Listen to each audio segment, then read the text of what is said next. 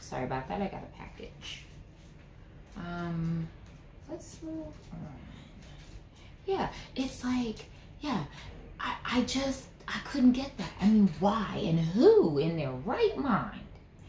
It's because the Queen of Pentacles is so resourceful. You know, she is queen of as above, so below. She takes them both and she creates this very grounded, very resourceful energy. So, I mean, she's almost got the Midas touch, right? Everything that she starts blooms, you know, every venture that she goes into, because she's so stable, she's so well situated. She would never embark on something as ridiculous as being overburdened. And so it's almost like, it's like a group of people who've had problems with their business. Maybe they bring you this, you know, hey, want to be a partner kind of thing. And it's like, I hope your books are good. That's all I'm going to say. Like, she's not going to play with you, you know, and she will fix it. Absolutely. Absolutely. She's going to bring about the change that you desire. Yes. You may not be a 50-50 partner with her because she's going to collect her due. Okay, I just see that. It's like you came and you brought this mess. She said, okay,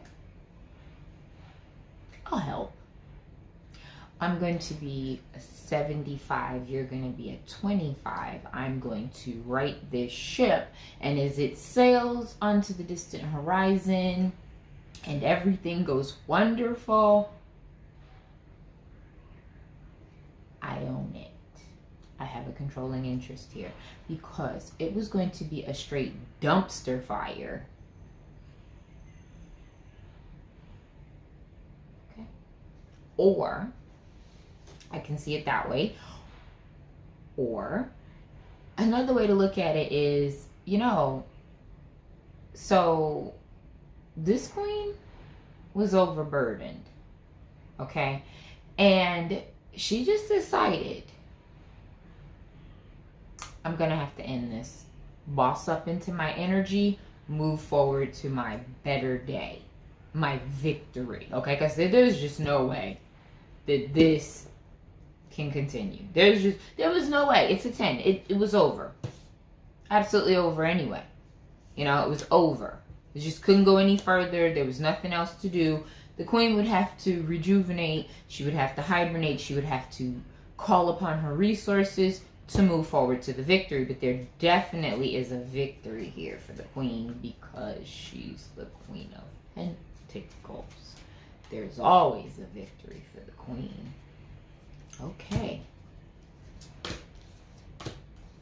That's what I said. I felt like that. It's because somebody looked at this queen and said, hey, you know, everything, she's got the Midas touch, right? Okay, so, you know, but there's a, okay.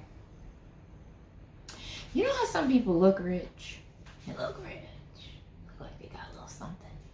But you can always tell. They always have a tell. They always have a giveaway, you know?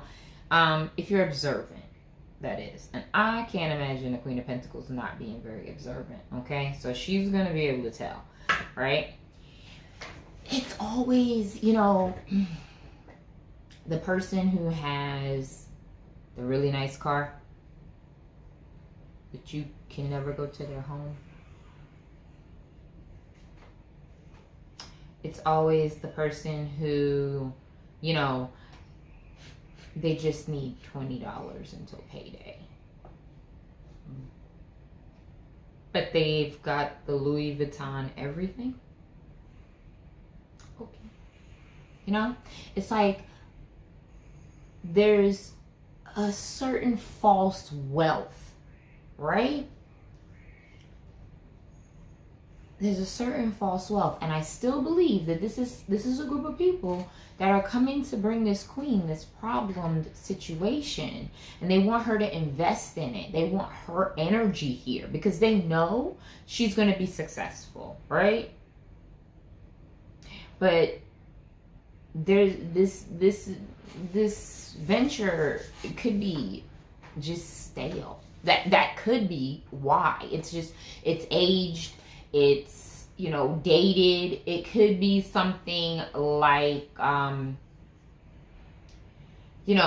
old tech business that everybody knows they're not using that anymore. There's no more dial-up. So it's almost like that. Like the people there were displaying false wealth. They were mismanaging their funds. That would equal why this was a dumpster fire, right? Because when you have a business, you are constantly putting into that business. You are constantly growing your business. So you can't do that, right? And the dumpster fire that your business will turn into, okay? And you I don't think I've never met people who start a business and they didn't want it to succeed. Except those dummy businesses, those. I don't see that here. But it feels like a false wealth, or wealth that it was like robbing Peter to pay Paul, like a Ponzi thing, And it's just gone too far. It's aged too much. It really has. It's just decrepit. Sorry.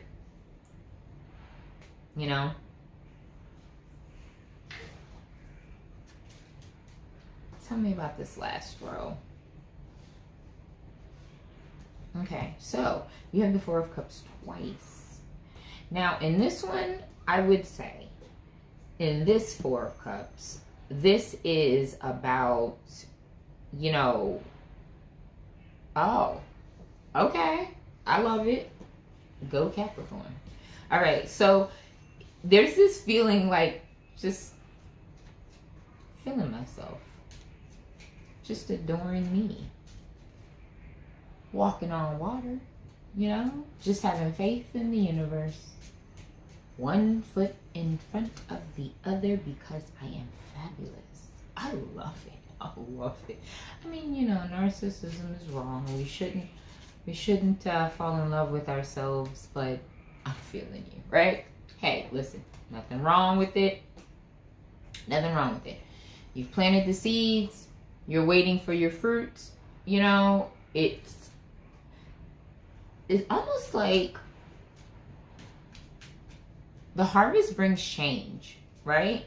So you got this, I feel in myself, walking as a queen in this. Trusting that my steps are divinely guided, okay? I'm not afraid. It's almost fearless. It's this fearless love of self, and Spirit is reminding me that I did read something this morning, and it was talking about how this woman, she had to learn to practice self-love, right? She had to practice it until when somebody asked her to name something that she loves, she said, me. I love me. And that's when she realized that was never something she would have said before. There's nothing wrong with that. There's nothing wrong with you planted seeds. You're going to harvest them. There's nothing wrong with enjoying that. There's absolutely nothing wrong with that. It almost, like I said, it feels like during the harvest, there's a transformation. Okay? So you get some money out the blue on that. It's almost like government money. You got the PPE, that one. It's almost like you thought you were going to harvest all of these seeds you planted, and what you get is money instead. because the seeds transform. Well, I mean, seeds are symbolic, right? You plant the seeds, you do the work, you watch the garden, you tend the garden, you wait for your harvest, because that's why you planted the garden. And what happens is when you think you're getting one kind of harvest, you actually get more. It's almost like, okay, well, I expected to, if we go with this, and you decide, that dumpster fire, you may decide to sell the company because you're making that profit, because you saved the day here, okay? And you end up making more than you thought you would. And I almost would say it's like a government contract, right? There's an official person here, so that's like government, that's an authority figure, that's military, that's but it's merit-based, right? This person or this entity is merit-based. It's not like, well, I was born, so that's why this happened to me. It's not that. It's they earned this title, right? Nice. I always love unexpected money.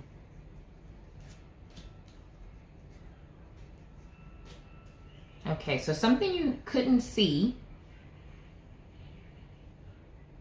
Something that you couldn't see. It's almost like the veil got lifted, it got cut. It was something that you couldn't see before, but you instinctively knew it. You knew that this was there, right? You just knew it. And once the veil is cut, whatever is shrouding it from you seeing it in the physical, even though you see it in your intuition, once that's removed, you see it. You see it clearly. It's almost as though not just you, but everybody gets to see it. It's like, oh, that was there the whole time? How come we didn't see it? Things are shown to those who have eyes to see. Thank you, Spirit. That was beautiful. Now, no love cards, all money, all of that. There is love gifts. So, let's see. I usually pull 2 romance angel oracles wherever I see love in your spread for the month. And let's see here. Ooh, passionate new love. Just saying. I like that. New loves are always fun. I got chills. New loves are always fun. They really are. I love new love. I do. Because I think they're fun. It takes courage and strength and an adventurous spirit, right? So congratulations on the new love gifts. Sounds nice. So tell me all about it, okay, Capricorn? Because, we'll get back to this. But I'd love to hear all about it. I'll talk to you later. Bye.